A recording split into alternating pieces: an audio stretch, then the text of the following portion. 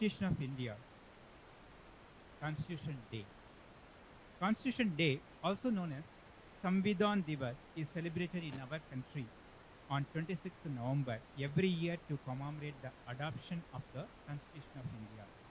On 26th November 1949, the Constituent Assembly of India adopted the Constitution of India, which came into effect from 26th January 1950.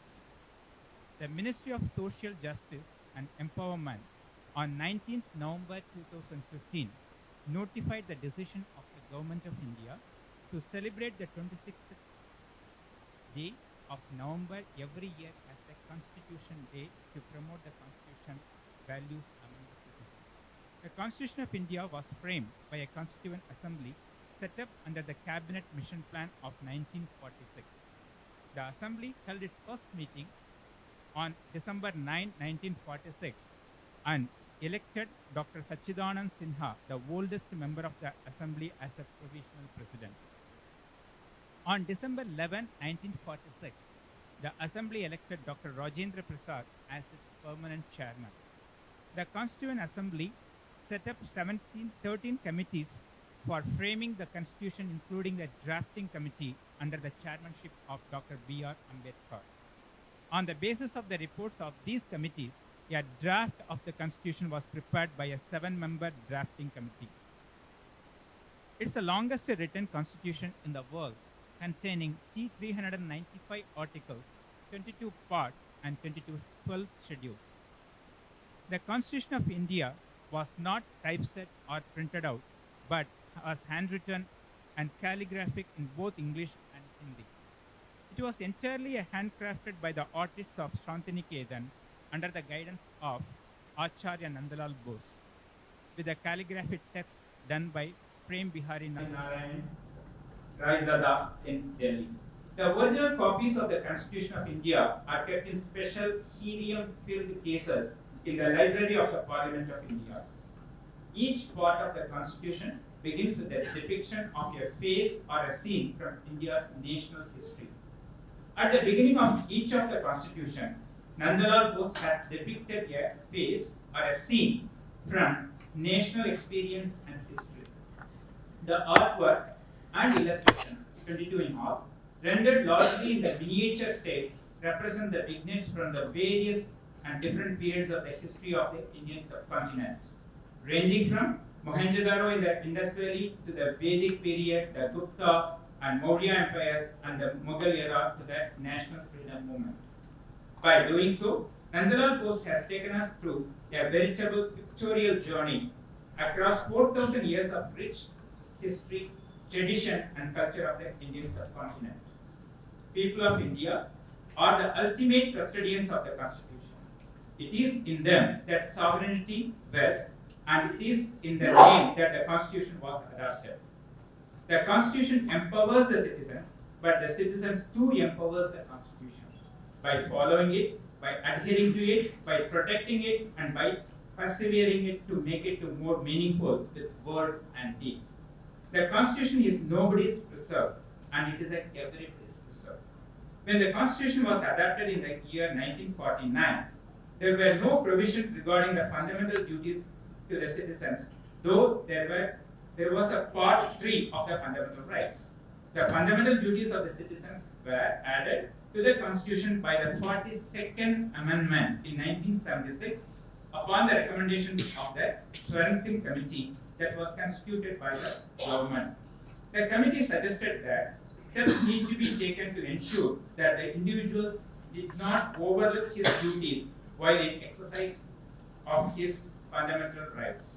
By way of the 42nd Constitution Amendment Act 1976, a new chapter 4A, which consists of only one article, that is 51A, was added, which dealt with a code of 10 fundamental duties for the citizens. Fundamental duties are intended to serve as a constant reminder to every citizen that while the Constitution specifically conferred on them certain fundamental rights, it also requires the citizens to observe certain basic norms of the democratic conduct and democratic behavior, because rights and duties are correlative. The inclusion of the fundamental duties brought our constitution in line with the Article 29(1) of the Universal Declaration of the Human Rights and with provisions in several modern constitutions of other countries. The concept of fundamental duties was taken from the USSR. The fundamental duties are essentially taken from the Indian tradition, mythology, religious and practices. Essentially, these were the duties that are codification of the thoughts integral to the Indian way of life. Originally, 10 fundamental duties were listed. Later on, by virtue of the 86th Constitution, the amendment in the year 2002, 11th duty was added.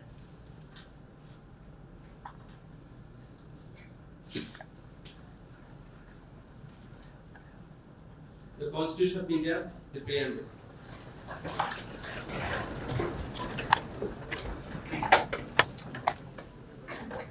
We, the people of India, having solemnly resolved to constitute India into a sovereign, socialist, secular, democratic republic, and to secure to all its citizens justice, social, economic, and political, liberty of thought, expression, belief, faith, and worship, equality of status and of opportunity, and to promote among them all fraternity, assuring the dignity of the individual, and the unity and the integrity of the nation. In the Constituent Assembly, this 26th day of November 1949, do hereby adopt, enact, and give to ourselves this Constitution. You may carry the seat.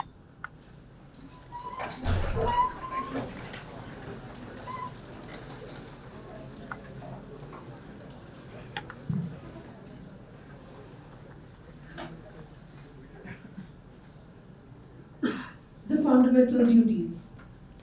It shall be the duty of every citizen of India to abide by the Constitution and respect its ideals and institutions, the national flag and the national anthem, to cherish and follow the noble ideals which inspired our national struggle for freedom, to uphold and protect the sovereignty, unity, and integrity of India, to defend the country and render national service when called upon to do so, to promote harmony and the spirit of common brotherhood amongst all the people of India, transcending religious, linguistic, and regional or sectional diversities, to renounce practices derogatory to the dignity of women, to value and preserve the rich heritage of our composite culture, to protect and improve the natural environment, including forests, lakes, rivers, and wildlife, and to have compassion for living creatures, to develop the scientific temper, humanism, and the spirit of inquiry and reform, to safeguard public property and to abjure violence, to strive towards excellence in all spheres of individual and collective activity so that the nation constantly rises to higher levels of endeavor and achievement. Jai Hind.